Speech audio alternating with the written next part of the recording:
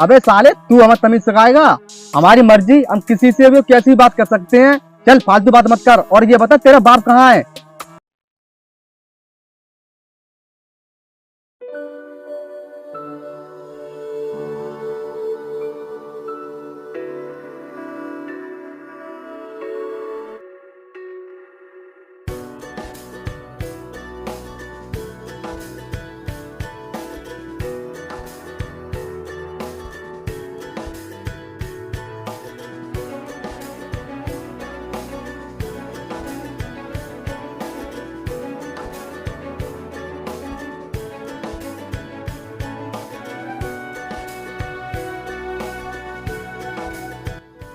पिताजी, आप तो रोज काम करते हो, आप आराम कीजिए। आज मैं काम करूंगा क्योंकि आज मेरी छुट्टी है। देख बेटे, काम तो हम सारी जिंदगी करते ही रहेंगे, लेकिन जिंदगी मौके कभी कभी देती है, क्योंकि इस समय तेरे पास मौका है कुछ करने का। इसलिए तू मेहनत से पढ़ाई कर ताकि तू एक कामयाब इंसान बन सके। पिताजी, मैं अपनी पढ़ाई मेहनत से कर रहा हूँ, लेकिन एक किसान का बेटा होने के नाते मुझे खेत में भी काम करना बहुत जरूरी है, तभी मैं एक किसान का बेटा कहलाऊंगा। बात तो तेरी सही है बेटे, लेकिन अगले महीने से तेरे एग्जाम शुरू होने वाले हैं, इसीलिए मैं तुझसे मेहनत से पढ़ाई करने के लिए बोल रहा हूँ। पिताजी, आप एग्जाम की चिंता मत करो, मैंने एग्जाम की तैयारी बहुत अच्छे से कर ली है, इसीलिए आज मुझे काम करने दीजिए, आप जाके आराम कीजिए। ठीक है बेटे, अगर तेरी यही इच्छा है तो मैं आराम करने जा रहा हूँ।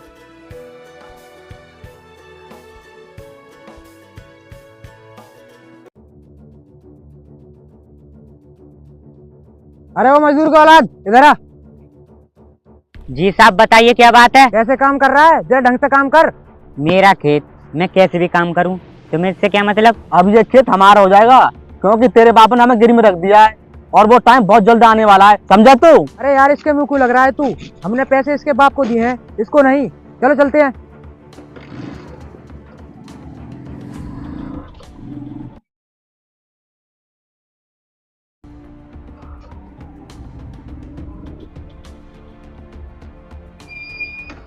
अरे मोहन, तूने अपने लड़के को कुछ तमीज सिखाई है नहीं?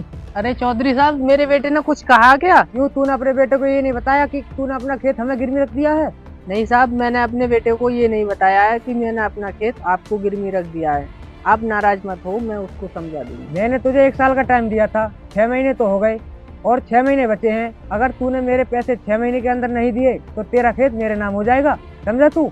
हाँ तो साहब, मैं कब मना कर रहा हूँ आपके पैसे देने को? अगर मैं 6 महीने के अंदर पैसे नहीं दे पाया तभी तो मेरा खेत आपके नाम होगा। देखते हैं तू 6 महीने के अंदर हमारे पैसे दे पाता है नहीं। हर कीमत पर देकर ही रहूंगा। चलो भाई, चलते हैं।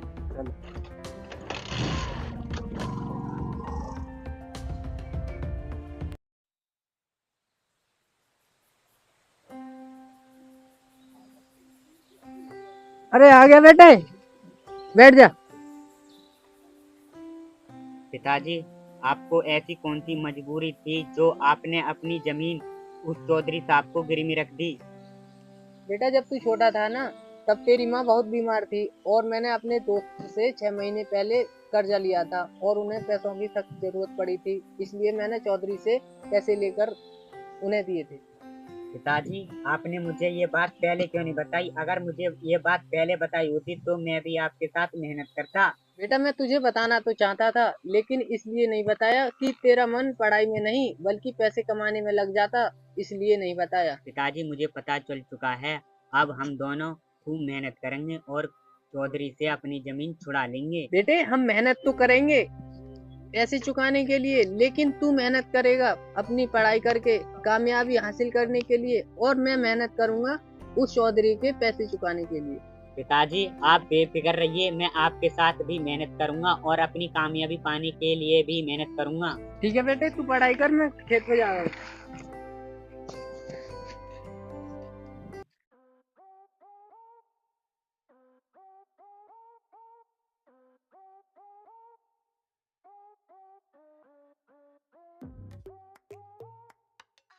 नमस्ते चौधरी साहब। नमस्ते। अरे मोहन, अब तो तेरे पास बहुत कम टाइम बचा है, हमारे पैसों का इंतजाम हुआ है नहीं? अरे चौधरी साहब, मैं इसी के बारे में बात करने आ रहा था। इस बारे में क्या बात करनी है? जो बात होनी थी वो तो हो चुकी। फिर भी क्या बात करना चाहता है तू? अरे चौधरी साहब, अगर मुझे कुछ दिनों की मोहलत और दे दोगे तो मेरे लिए बहुत अच्छा होगा।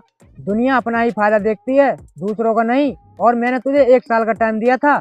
1 साल के अलावा मैं तुझे 1 दिन भी नहीं दे सकता, चाहे तेरी कैसी भी मजबूरी हो। समझा तू? ठीक है चौधरी साहब, जैसी तुम्हारी इच्छा। नमस्ते साहब। नमस्ते।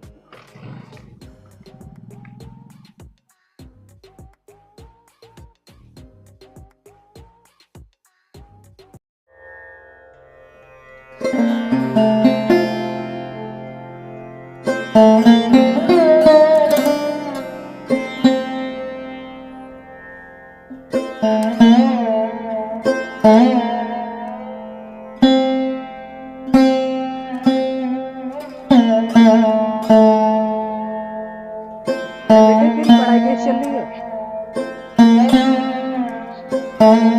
पिताजी, मेरी पढ़ाई तो ठीक चल रही है। कल मुझे एग्जाम देने जाना है, तो मुझे पैसों की जरूरत थी क्योंकि एग्जाम की फीस जमा करनी है। ठीक है, अंदर रखें, ले जाना। पिताजी, मैंने इन पैसों से अपनी फीस जमा कर दी, तो हम अपनी जमीन कैसे छुड़ाएंगे? बेटे तू चिंता मत कर, मैं चौधरी साहब से कुछ दिनों की मोहलत और ले लूंगा। ठीक है पिताजी।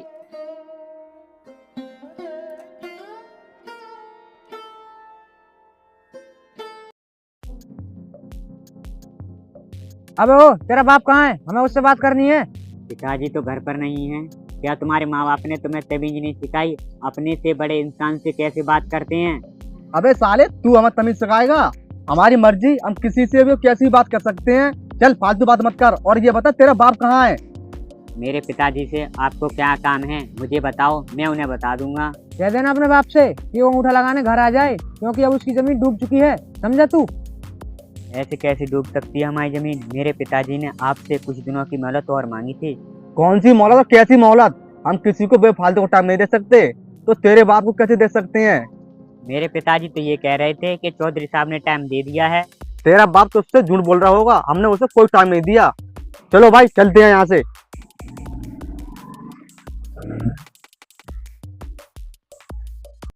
अरे पिताजी, आपने मुझसे झूठ क्यों बोला कि चौधरी ने टाइम दे दिया है? बेटे मैंने कब झूठ बोला? वाकई चौधरी ने हमें मोहलत दे दी।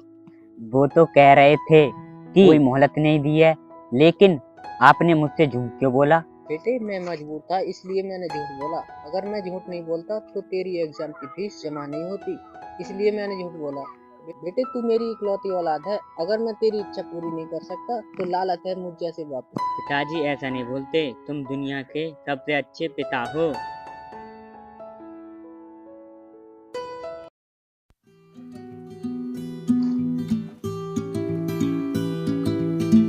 ठीक है पिताजी, मैं एग्जाम के लिए जा रहा हूँ, अपना ख्याल रखना। नमस्ते।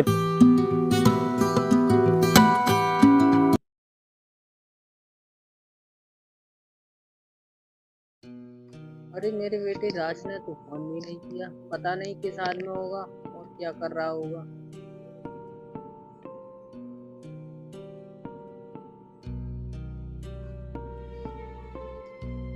नमस्ते पिताजी। नमस्ते बेटे, आ गया? हाँ पिताजी, मैं आ गया और मैंने डिग्री हासिल कर ली है, और हमारे गांव में जो कृषि कार्य है उसमें मैं बदलाव करूंगा कि हमारी फसलों में पैदावार ज्यादा हो और हमारी जमीन को कोई नुकसान ना हो। बेटे तू ऐसा क्या करेगा जिससे लोगों की फसलों की पैदावार भी ज्यादा होगी और धरती को कोई नुकसान नहीं होगा? देखिए पिताजी, जो लोग केमिकल वाला खाद लगाते उससे हमारी फसलों को बहुत नुकसान होता है, और मैं गांव वालों के लिए जैविक खाद लगाने के लिए कहूँगा। बेटे तेरी बात कौन मानेगा? सारे गांव वाले तो उस चौधरी की बात मानते हैं। पिताजी तुम चिंता मत करो, मैंने सारा इंतजाम कर दिया है कि कैसे किसानों से अपनी बात मनवानी है। तुम चिंता मत करो।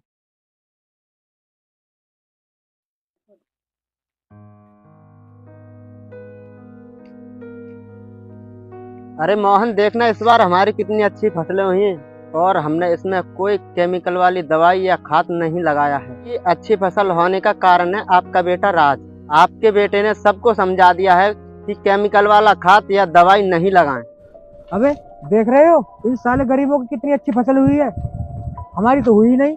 इन अच्छी फसलों का कारण है उस मोहन का बेटा। अच्छा ऐसी बात है तो उस मोहन के लड़के को बुला कर लेकर आओ। अरे भाई, उसका बेटा गांव में नहीं है, वो दूसरे गांव को आया फसलों की जानकारी देने के लिए।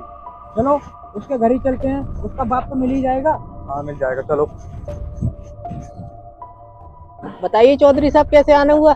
मैंने सुना है कि तेरा बेटा कोई नई तकनीक लाया है फसलों के बारे में, क्या तू बता सकता है। हाँ चौधरी साहब, नई तकनीक लाया तो है लेकिन उसी को पता है।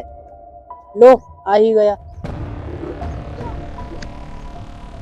बेटे ये चौधरी साहब खेती के बारे में कुछ बात करना चाहते हैं। मुझसे चौधरी साहब को क्या जरूरी बात करनी है? अरे ये तो पैसे वाले हैं, ये तो अपने खेतों में कुछ भी लगा सकते हैं। अरे राज, ऐसी कोई बात नहीं है, हमें तुम ये बताओ इतनी अच्छी फसल कैसे हुई है, हमारी तो हुई नहीं। चौधरी साहब, आपको मैं बता तो देता, कुछ काम आपने ऐसे किए हैं कि मैं आपको कुछ बता नहीं सकता।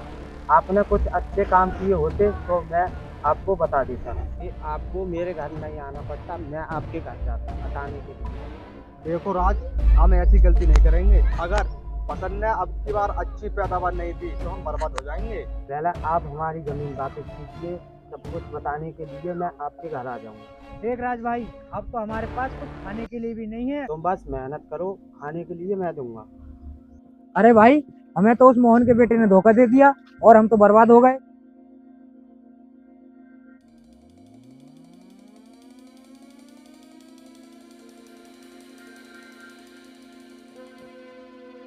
बेटे हमारी कितनी अच्छी फसल हुई है, अगर ऐसा ही चलता रहा तो 1 या 2 साल में हम करोड़पति बन जाएंगे। बेटे तूने कहा था कि हमारी जमीन वापस करने पर तू इस चौधरी को सब कुछ बता देगा। दादी आप चिंता मत करो, पहले उसे बर्बाद हो जाने दो, मैं उसे सब कुछ बता दूंगा।